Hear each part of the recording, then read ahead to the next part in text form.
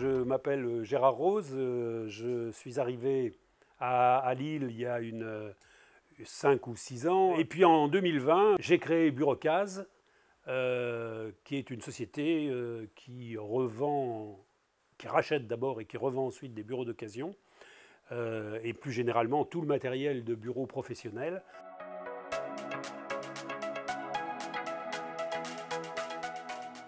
Alors Ronc, ça a été vraiment une opportunité de locaux. Parce qu'on cherchait des choses assez précises, il nous fallait des mezzanines, il nous fallait une certaine surface minimum. Et on est tombé, avec l'aide de partenaires immobiliers de Ronc, on est tombé sur cette surface qui nous convenait parfaitement. Donc on a décidé de s'arrêter là. Ce qui nous donne une surface et une plaisance de travail bien supérieure à ce qu'on avait à Tourcoing.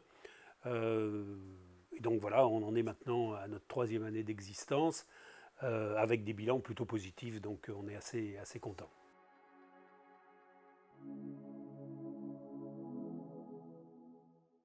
Alors ici, on a une surface exploitable de 500 mètres carrés. Et on est surtout, sur toute notre surface, autorisé à recevoir du public, des clients.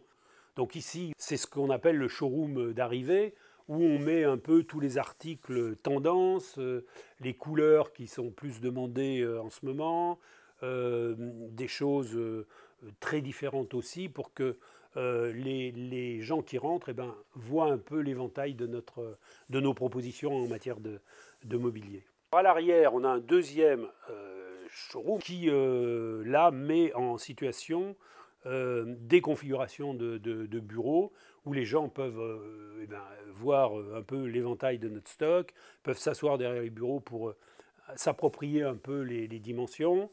Et enfin, une troisième partie qui est en mezzanine, où on a une partie table de réunion.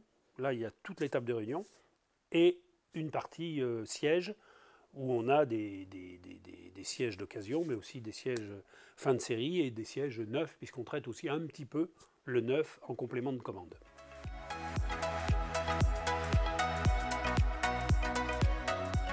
Il y a plusieurs filières d'approvisionnement, si j'ose dire.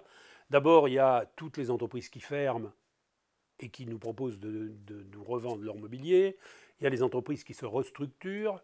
Il y a aussi les entreprises qui souhaitent changer d'environnement de travail et qui donc libèrent des postes.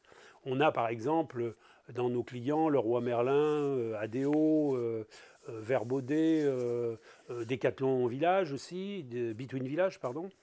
Et on participe à leur effort carbone, puisque vous savez qu'avant, les entreprises, elles prenaient, elles mettaient dans des bennes et ça partait en décharge publique.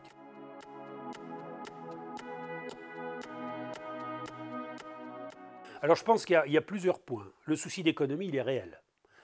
Deuxièmement, je pense que la jeune génération a pris conscience qu'il faut arrêter de gaspiller tous azimuts. Donc un jeune qui crée une start-up, il va souvent faire un devis de neuf peut-être, mais aussi faire un devis de réemploi.